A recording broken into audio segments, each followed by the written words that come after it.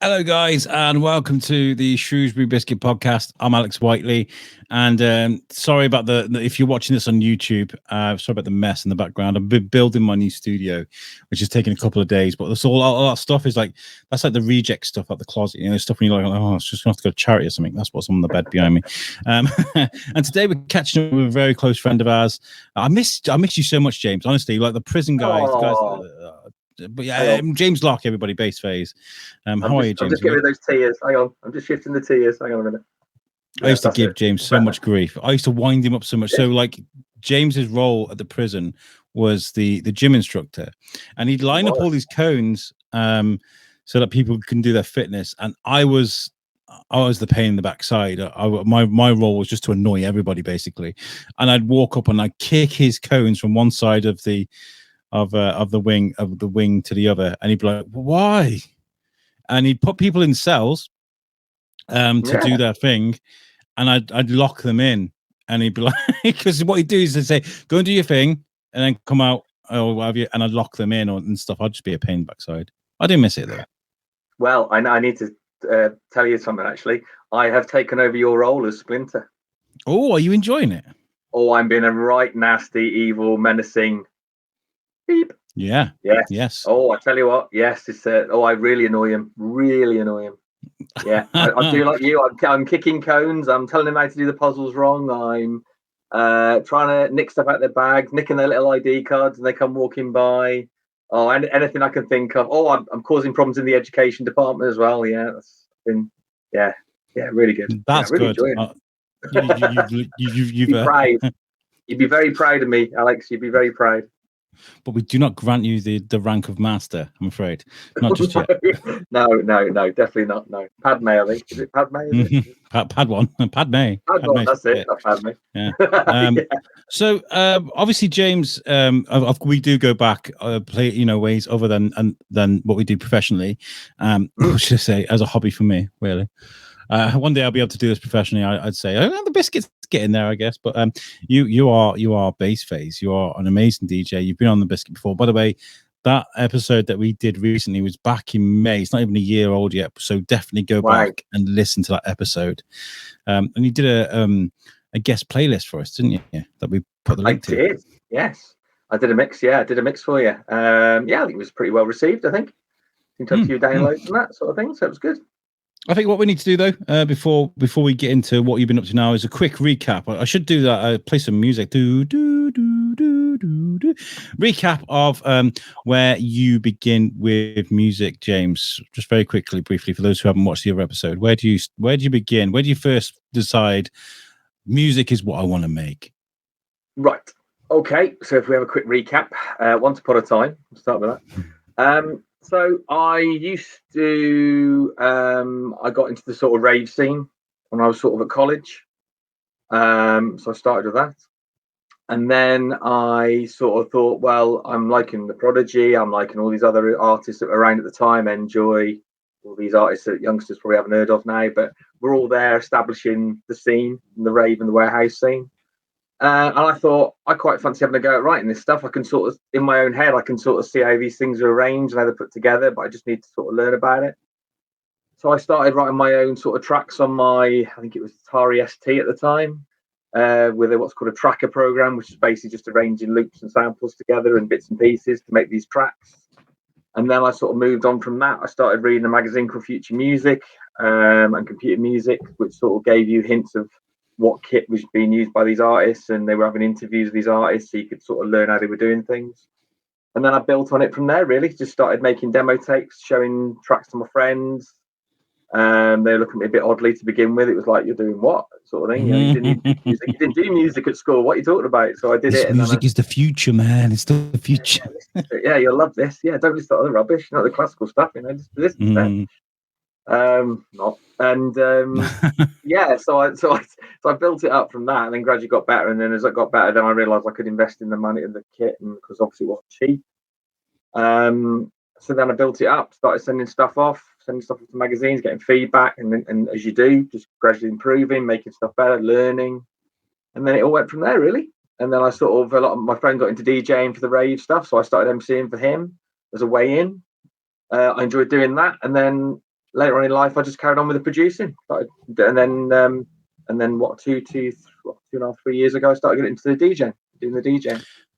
And I think it's safe to say that if you do want to find out more, go back and listen to the last episode of it. But you've developed.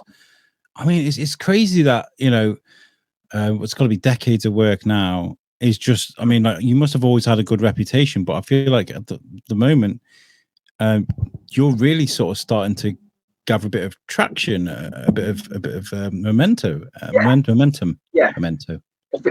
Momentum, yeah, memento. Momentum. We'll take it as a memento because of the momentum. Momentum is a memento. Yeah.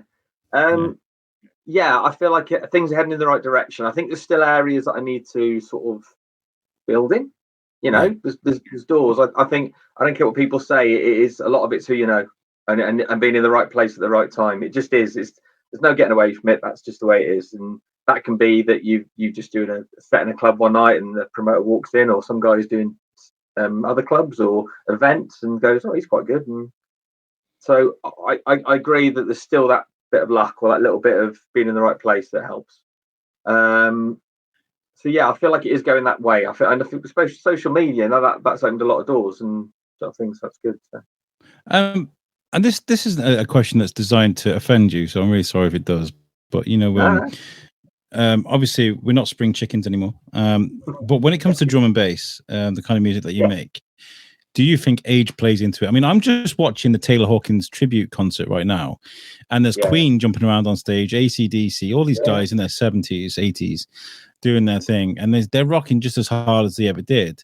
But with drum and bass, it's all about your ear, isn't it? It's all about how you mix things up. It's something that may possibly comes later in life. Gets better the more you do it. I think yes, you learn. I think you learn as a producer, yes, because you just learn how things go together and there's certain ways of mixing things and stuff like that. However, I do think that being a youngster does help a little bit as well, because at my age, should we say, well, my mid 40s, because I am. A lot of my friends really aren't into the D&B stuff, so it's hard to. You don't move in those circles. But then doing some events lately, I mean, I played the Albion pub in Shrewsbury recently, and I was talking to a lot of guys there. There were some guys my age, and there were some youngsters I was talking to, sort of people in their early to mid 20s, and it was nice talking to them. And I didn't get treated any differently. I didn't get looked at like I was. Like my dad had just, their dad had just walked in. There was none of that. It was a little bit me. Was a little bit worried about it. Turn that noise down. Yeah. But I don't look at me and go, "What's he doing here?" He's walking. He should be into the place around the road. But there was none of that, and it was quite nice because that's quite refreshing. Because that used to be how the rave scene was. It didn't matter how old you were, what you dressed as. It didn't matter. It didn't matter who you were. It didn't matter at all. And there was still a part of that, which was good, which was nice, sort of things. Well, I guess your instincts play in a lot more. I mean, it's hard, isn't it? Because you mix experience with charisma, right? Because charisma is when you're younger and you got the more energy and you can go. Whereas experience is something you get later on in life when you maybe don't have the same amount of charisma. It's kind of like, where's the balance here? How do I keep going for longer? And but at the same time, when I was a kid, I made some stupid mistakes. Whereas now I know not to make those mistakes. It's just like it's one of those things, isn't it?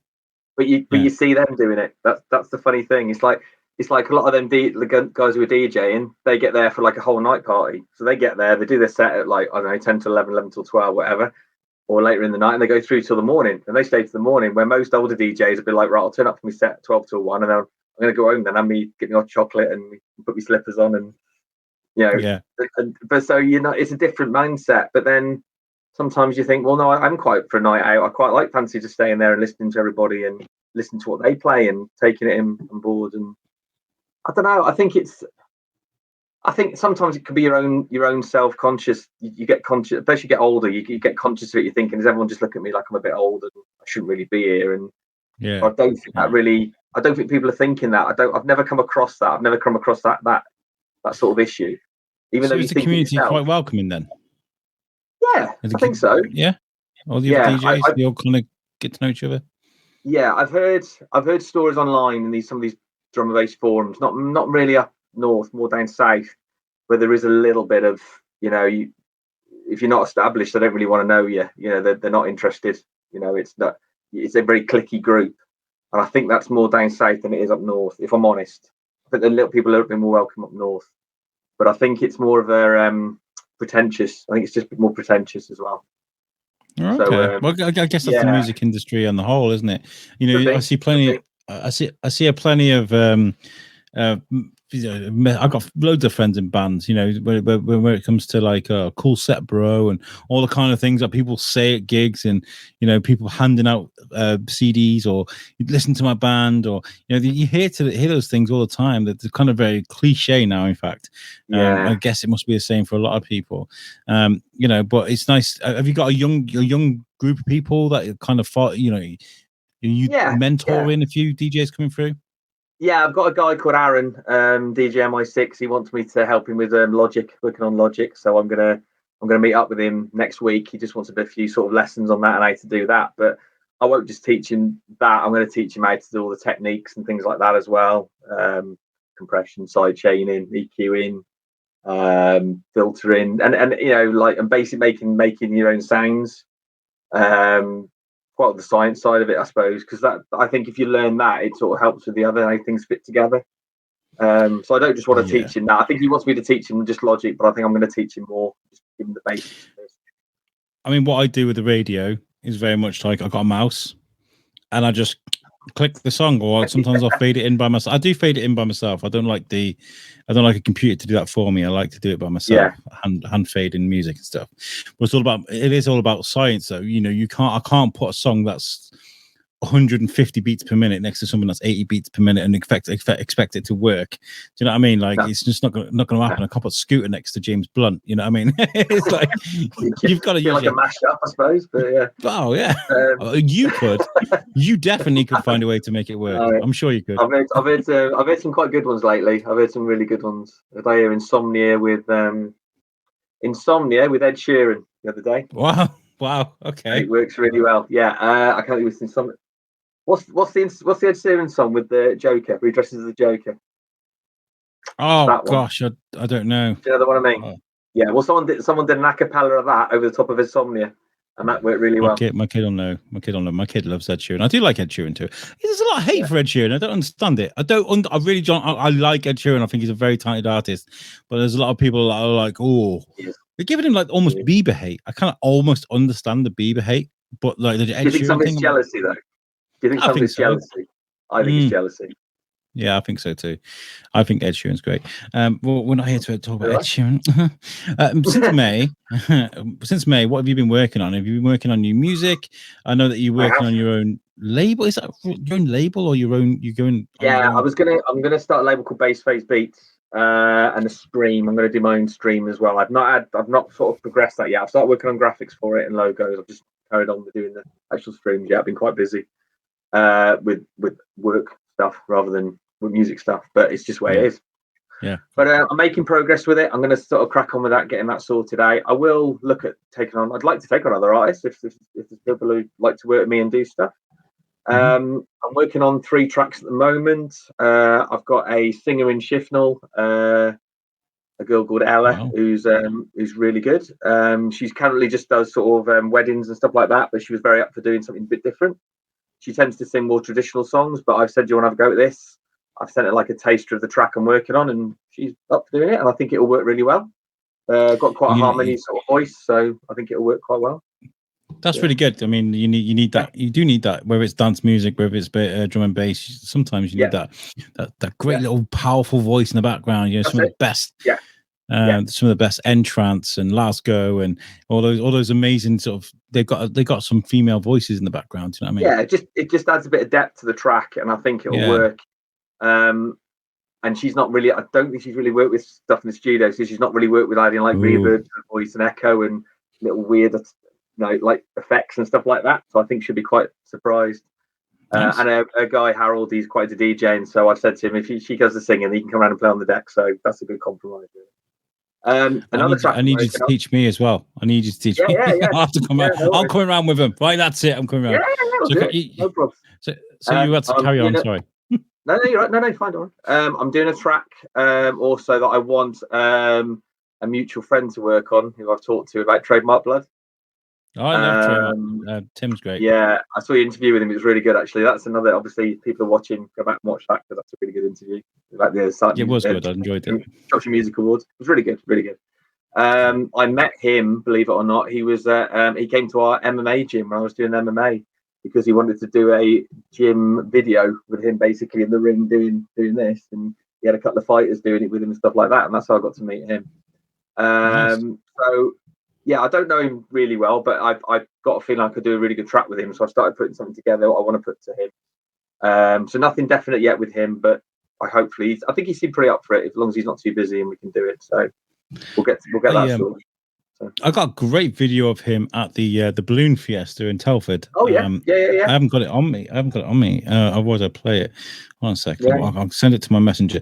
What we'll do is we'll round back round because I do want to talk about the Shropshire Music Awards as well. After we round up with what you've been doing, so I'm going to send this to you only so I've got it on Messenger, and then I can download it and put it onto the studio. Yeah, okay. But I do want to share his video. Well, I need to find it. And so. You've been doing all these things, and you did the 90s revival as well, didn't you? How was that? I was just going to mention that. Yeah, that was amazing. It was really good.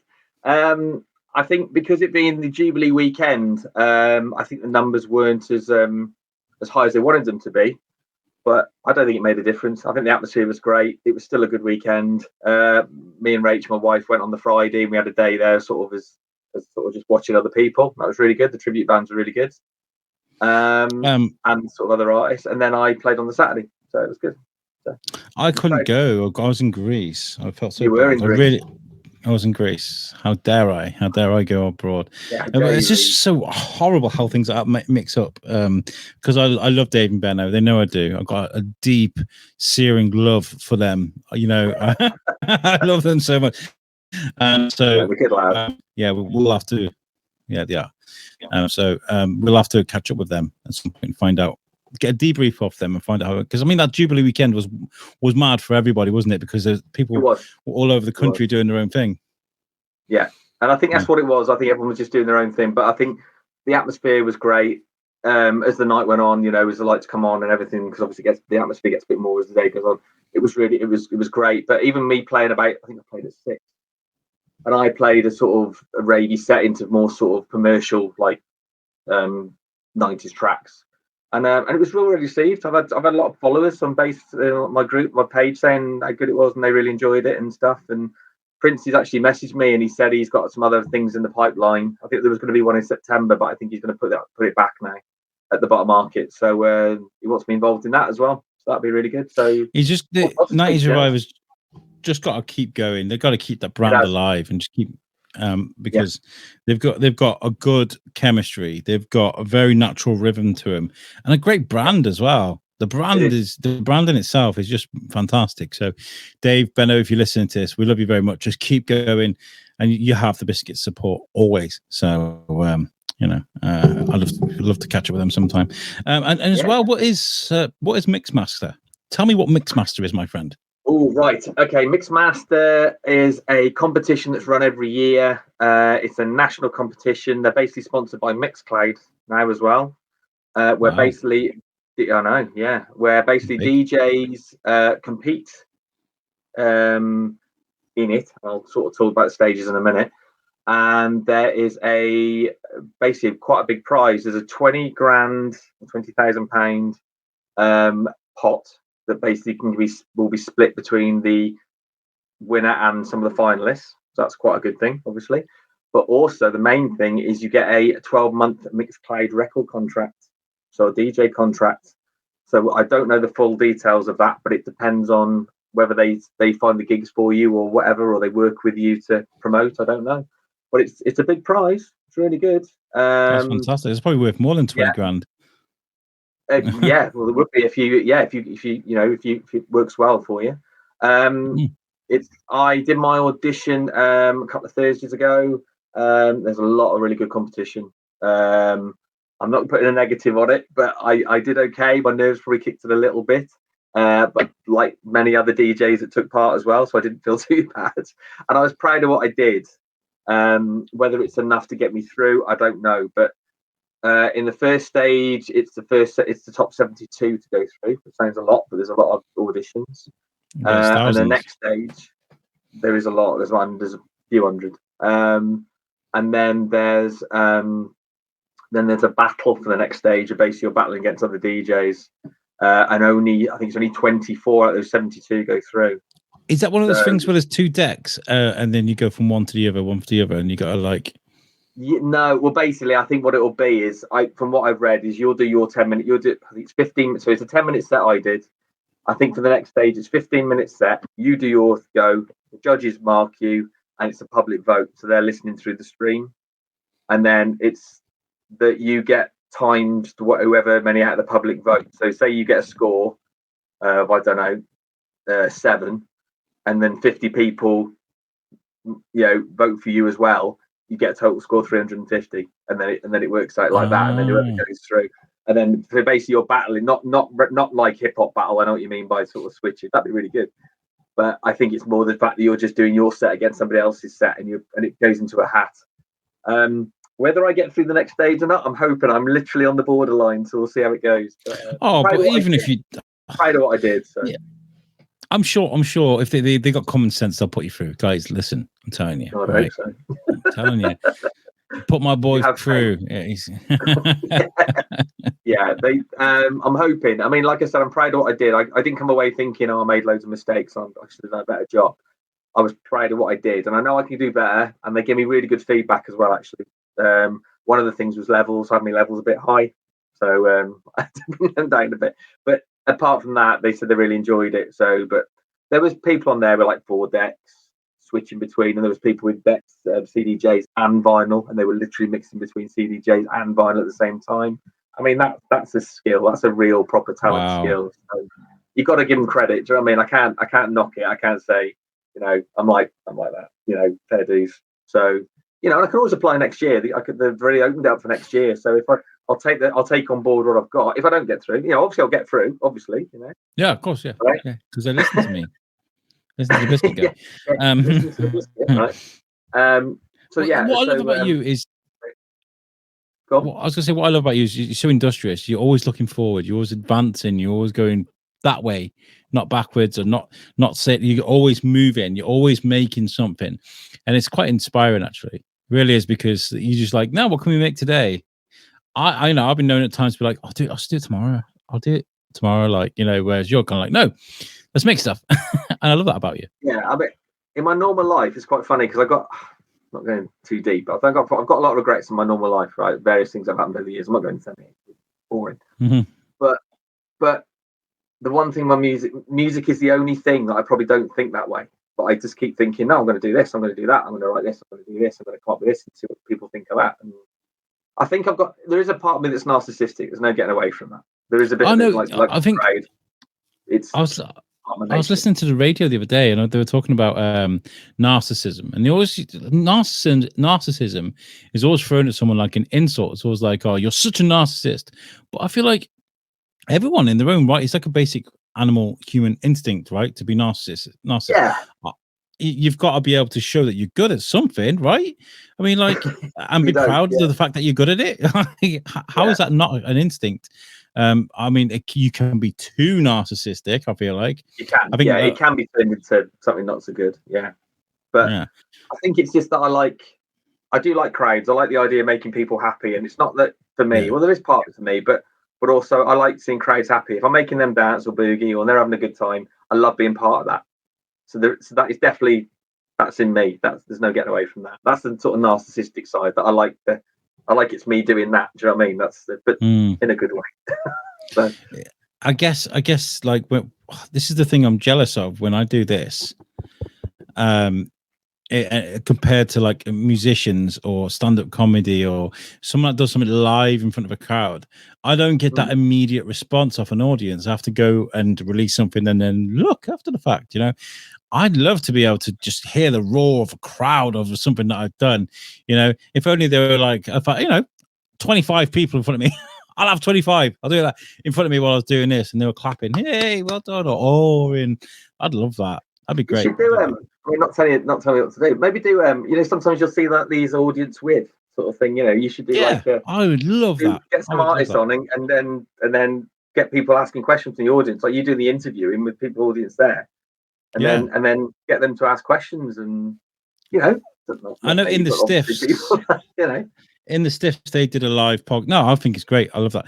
In the Stiffs, they did a live podcast at St Mary's in Shrewsbury, and that was hugely popular. That's a great little show. It's a Shrewsbury-based show, not toe. Sorry, guys, from In the Stiffs. A Shrewsbury-based show based on the football club. You know, it's backed off the football club, which is very popular, which is fantastic. Yeah, I'd love to do that. I have a problem though. My biggest problem is I did a talk at Wellington Orbit. You know, it's almost like an evening with Alex Whiteley type thing. You know, learn about how I did what I'd done and stuff. And I was sat there with my wife, and I was like, no one's here. I was looking at it, I was like, no one's turned up. I was like, oh my God, this is crazy. I was like, oh my God, then one guy turned up. I was like, thanks for turning up. You know, I was getting ready to think. And then the whole place filled up. You couldn't move. And I was like, oh, I was like, oh my God. Like, and I had to stand up in front of those people and do my thing. But there was one moment there. Yeah. What's that film? Field of Dreams. Is it Field of Dreams? Where he says, build it and they will come. Build it and they will come, is it? There you go. Yeah, that was nice. I had all my mixes and all my microphones and stuff just to show people how far I'd kind of come. It was kind of good. It was really good. Where would you like to go? Where would you like to go with this? I mean, is the idea to fill up Wembley or go to Ibiza for a season, or you know, what would you? I mean, you got to think about it. We're not here forever.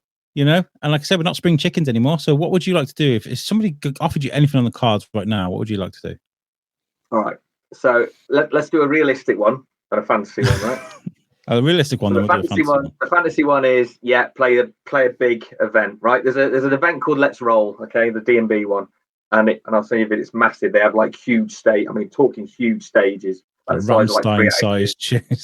Yeah, exactly, with flames, lasers, and it's like the big D&B event, right? They do it in Czech Republic or Germany, I think. They rotate it. Playing something like that would be amazing, and that'd be huge. If I did that, I'd be happy. I'd be happy, bunny. And they do have artists, they do have DJs that you know that do it. The varying ages, you know, it's not just a thing. So yeah, that'd be the huge sort of fantasy, doing that, and maybe a tour, just like a little tour, you know, around the world sort of thing.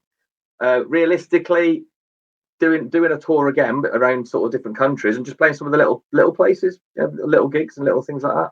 If I could do that and just get my word out there a bit. I mean, I stream for D&B Promo Team Radio, which is a Canada-based stream platform.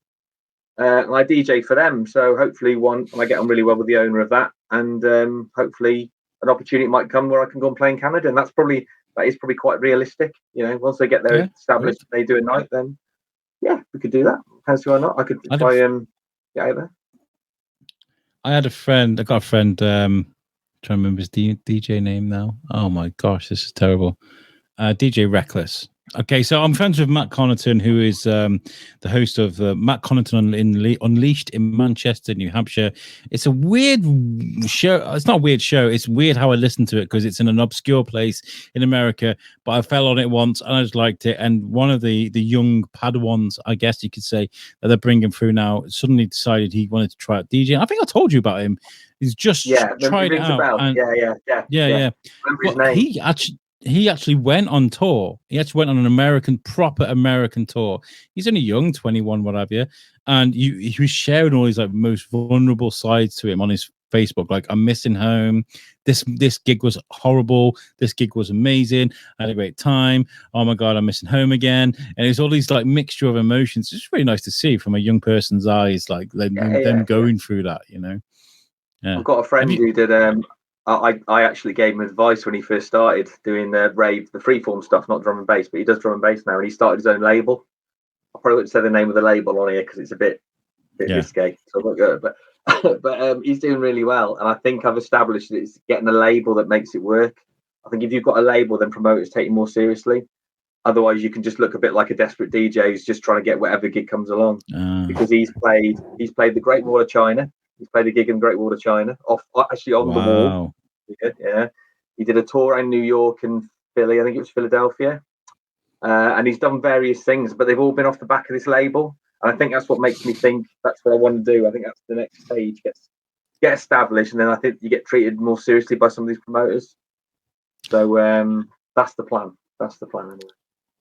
Do you have to separate yourself from the kind of night people go to enjoy the music, rave music, and performing the music at a rave? Because obviously, when people go to a rave, there's a lot of people got to get messed up and dance like idiots, right? Whereas for you guys, you got to keep a level head. I guess you can only have a beer or two. You can't go and get absolutely mortal like everyone else there. It's a completely different night for you guys, right? Well, there's a really, really good thing with that because I don't really drink. So, and over the years, obviously people in the rave scene have dabbled, should we say? Yeah. And I was never into that. I just went, and this is genuine. I just went for the music. I loved the energy. I remember I walked into Kinetic for the first time, and it used to be up steps, across the landing, and down steps. And I remember walking up the steps. This was for the first time with some friends, and thinking, "Oh, this is." I could feel it. Dum, dum, dum, dum, dum. I thought, this is going to be good. Be all right, But I only knew nightclubs local, like in Shrewsbury, and that. Yeah. I walked in. I got to the top of the landing, and there literally was the whole floor bouncing like that. Everyone in the room bouncing completely, all together. And I thought, I'm home. It wasn't. This is great. This is where I was like, I'm home. This is home. This is where I'm going to be every weekend now, and that's it. And then there's like the decks, the MC, the dancers, the lights, the ultraviolet, and that was it. Then that was part of it straight away. But just to be in there and see the whole energy of that room, just everyone going together, was unreal. And that was it. That is fantastic. I love to get that's just like that's quite an intimate view of yours from that specific event, and I love that. I remember I went to a club called Blue Angel in Liverpool. I don't know if you know this club. It's one of the most bizarre things that it's so you go in and it's a bit like a Yates's or Weatherspoons or whatever, at the top. So you buy they were doing like these wicked things where they were mixing all the wickeds and they go like bright green and stuff. We were just like, well, I've had a few drinks. It's kind of like, okay, Liverpool's my favorite place to go. It's so beautiful, amazing if you like your music. And we're in Blue Angel anyway. And I was like, okay, this place is pretty small. Should we move on? And we saw these people walking in and going to this black door at the back. And I was like, where are these people going? So we went down to this black door, down the stairs, and in the basement, there's 3,000 people down there. There's a nightclub underneath this little bar. And the whole basement's bouncing, like you said. Yeah. And we were like, whoa. It was just crazy how like this tiny little bar had this little black door at the back and everybody knew where to go. It's amazing. I went to Cream in Liverpool when Cream was like one of the big super clubs. And we went on a coach trip, and that was really good as well. We watched Paul Oakenfold there, and that was really good as well. Slightly different atmosphere. Maybe not as ravey, not as quick, and but still really good. Still, just unreal. The sort of atmosphere and energy in the room was amazing, sort of thing. Yeah. So, really good. When it comes to the next generation of DJs that are coming through, the kids that weren't there for the 90s raves and the kids that are just learning from you guys and learning from the music they've heard, and they want a little piece of it, and then they're learning and stuff. Do you feel like they're going to add different the next generation of DJs can add a different spin with maybe music that may be a little bit older, or is there how is that? I mean, I know you can't answer for every young DJ out there, but from what you've seen, do you feel like there's going to be a drop in people that's going to use the classics when do you know what I mean? Is that exactly. No, it's a good question. It's a good question because I've thought about it as well, and I think there's a lot of tracks out at the moment that are using loops and everything from older tracks. So me being an oldie, I listen to them and think, oh, that's Better Off Alone. Alex DJ. So I'll lay that. But it's on another track, and I'll think, well, that's quite clever. They've used it as a sample, like we would use 60s stuff for sampling like break beats and things like that.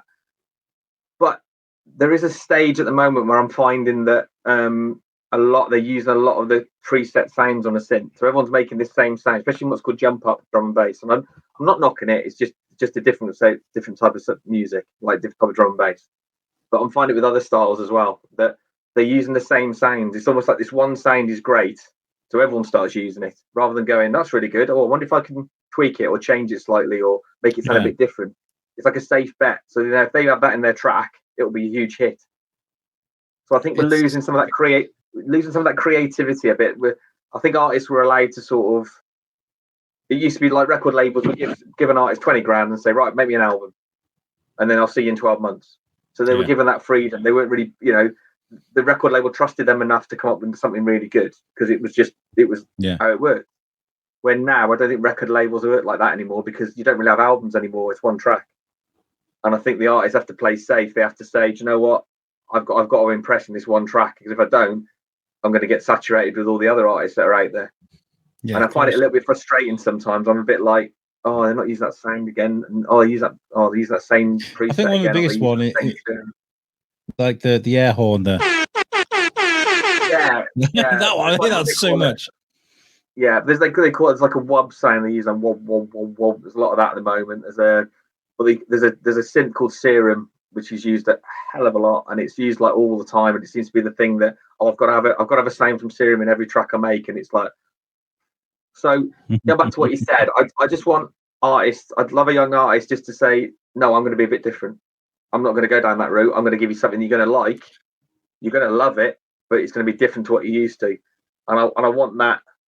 I'm a big fan of the Prodigy, right? So when the Prodigy come along, they were completely different. Exactly, they were completely different to anything else. You hadn't heard anything else like them, but you liked it. Yeah, because they mixed metal with really heavy. Yeah. Well, even the old rave stuff, it was different to what was out at the time. It was like suddenly a band's come along and gone, okay, I'm going to give you stuff that's twice as fast, twice as heavy, but you're going to love it. And they did. Yeah. And I'm waiting for an artist to come along to do that same thing. And when they do, I'll be like, yeah, go for it. Yeah, it's amazing. But I think there's too many safe bets at the moment. It'd just be nice. I like music fusion. I love music fusion. I love it when a different genre of music sort of blends with another. And like Prodigy, like you said, they'd have some heavy sort of guitar riffs mixed with, your typical amazing drum and bass that you'd expect to see from a band. Yeah, sorry? Exactly. But you said you imagine this. Okay, if you said like imagine you said like, oh, we're going to have a rave act that did PAs at raves. I'm going to play Download. If someone had told you that, you'd be like, yeah, no chance, not a chance. But they managed to make that progression, and that's an amazing thing to achieve, really, to me as an artist. I thought we were going to do that. I thought we were going there with the dubstep phase. I thought, we're kind of leaning into that really dirty but great sounding kind of heavy dubstep kind of. Some of the stuff was really, really good. Like I love the idea of taking drum and bass and heavy metal and even slowing down the guitars a little bit, sort of like that kind of thing. I like.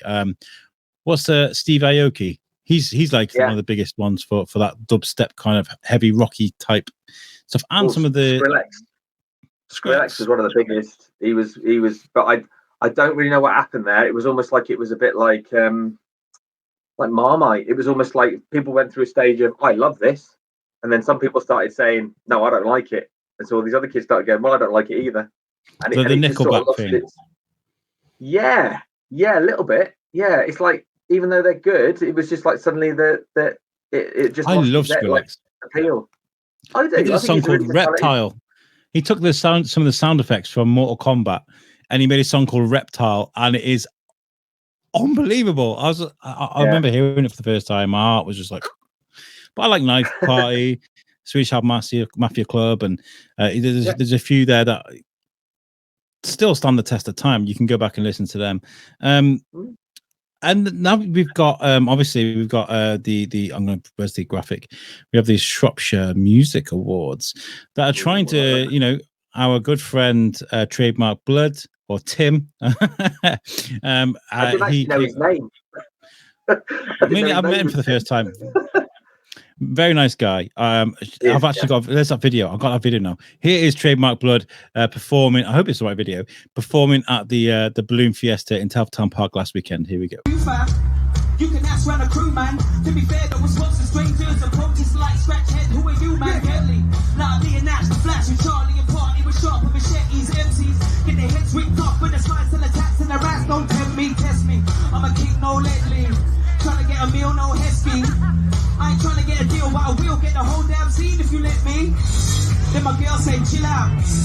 Cause the world's straighting out. When I'm ripping up a stage, and the people just a place, and brothers are saying, it puts me in a cage, and now I feel raised like every day. My dog, your fate, cause sex comes away. Any boy that was there was nothing to say. We destroy that rent when I'm in the place. Hey. Listen. There we go. I don't know what happened. Then I got kicked out my own studio. I was like, oh, why? That's all right. But He's a this is talented guy. He's really good. very talented. Yes. I played over 14 seconds there. Trademark blood. Please don't pull my video because I'm going to put this on YouTube. Have you ever seen his rap battles? You ever watched his rap battles from the older days? No. And no, I did. When I was going to speak to him, and I was going to meet him in the town park, I watched a few of his, all the don't flop stuff. I love all that kind of things that he does. Because it takes some absolute huge kahunas to do something like that, I think. Yeah, it does. To have that dexterity, that lyrical dexterity to do that is I can't do it. I can't. Luckily. No. This is a huge thing. Shropshire Music Awards, and you've been nominated. And I was talking to Tim. I was talking to him about all the different categories of music that he selected. There's like 30 different. Oh, I don't know. There's probably 22. I think it's 22 different categories of music. And then you go in, and every single one of those categories has obviously got an artist attached to it. And you've been. How did that feel? Great, brilliant. I was a bit taken back, but in a good way. I was like, this is fantastic. To be nominated is amazing. And like you said, there's some real. I mean, like I said before, there's some real talented people, across all boards. I mean, I've got a friend who's an eco-friendly sort of a band that go around and do the pubs and the clubs and stuff, and they're a great act. And various other DJs and other sort of artists that I know. So to be nominated and in the same sort of line as them is flattering, really. To be honest, it's really good. So we'll see how it goes. Looking forward to it. Are you going to go? It's on the 8th, isn't it? On the 8th of October. Is it? Yes. October? Oh. Yes. Yeah.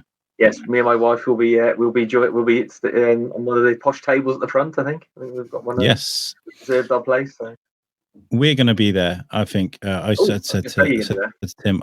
I was like, I really want to come. And he was like, yeah, we'll be doing some interviews and stuff. I was like, I have equipment. I have microphones. Just let me be there. Like, I'm going to do interviews for you if you like. I don't want to take over. It's when it's somebody's thing, I never want to step on people's toes. So I don't want to like invite myself and be like, the biscuit guy's going to be there, because that's their thing. But I think we're probably going to be there. So it sounds great. I'm looking forward to it. It'd be good if you would. I mean, it's an event, isn't it? At the end of the day, it's just like you'd have press at it. Do you know what I mean? So yeah. It'd be great.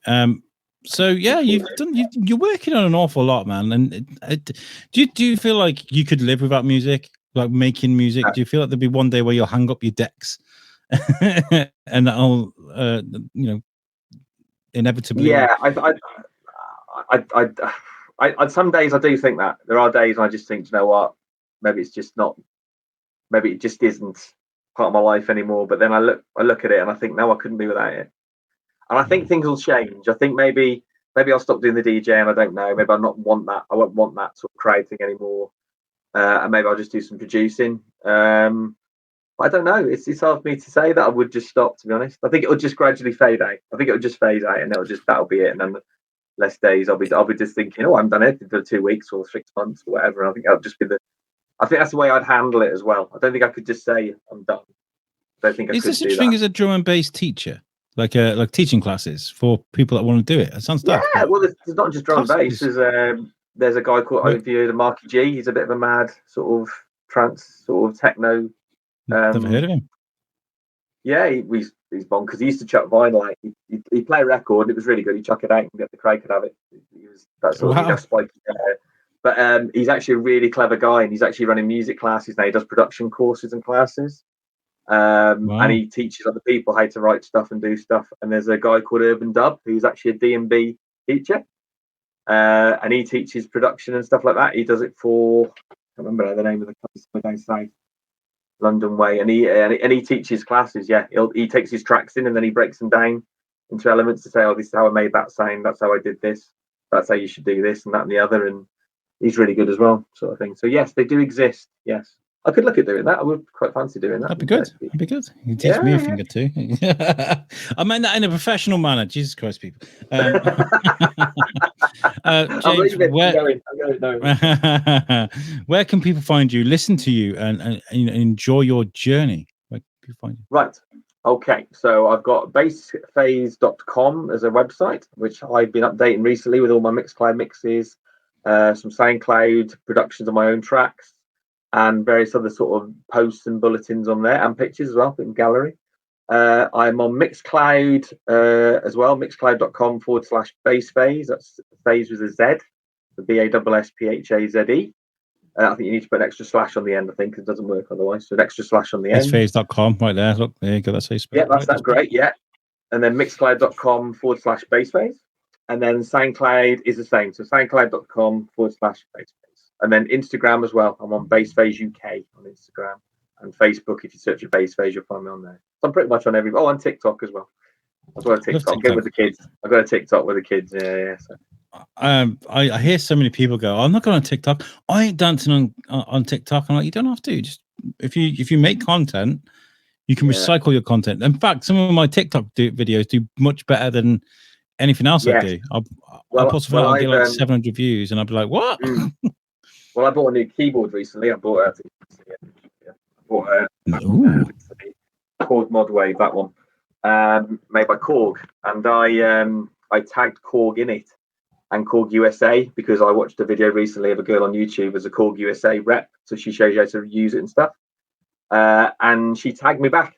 So I did a little demo of me using it, and she tagged me back. So that's obviously a good thing because Korg USA is quite a big thing to be tagged in. So, and that was on TikTok, so it does give you the exposure. It's really good. So nice. Yes, I definitely recommend TikTok.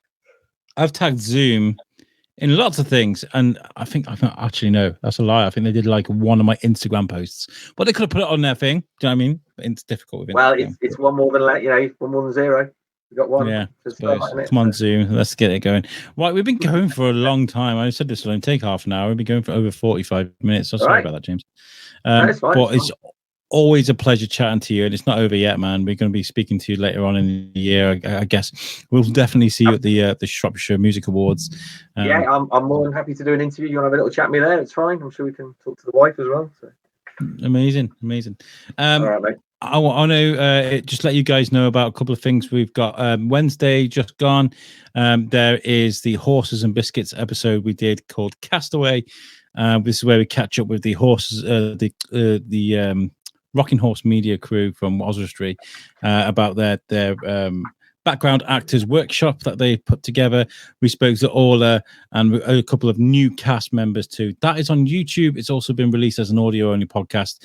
So make sure you subscribe to the YouTube channel so you can go back and look at things, or you can be notified if you press the bell when we got new content. We also did an interview with Laura from the Shropshire Goat, which is a new online audio, a new online magazine that you should definitely check out for Shropshire.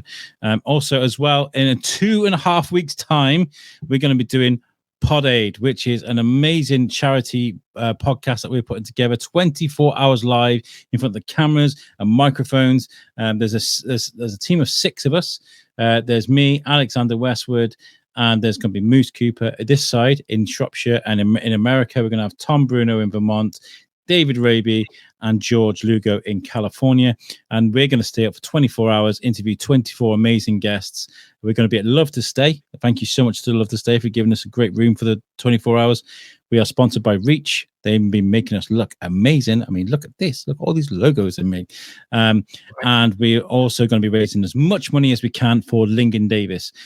We've already raised around £400 in sponsors, but there's still time for you guys to get involved. If you want your business, band, podcast, or event to get involved, you can sponsor an hour of the show for £100, which is not an awful lot for a business, and you get it back in your tax as well. So there you go. For that £100, we will display your logo. See how my logo is at the top of the screen there? I can flick it on and off.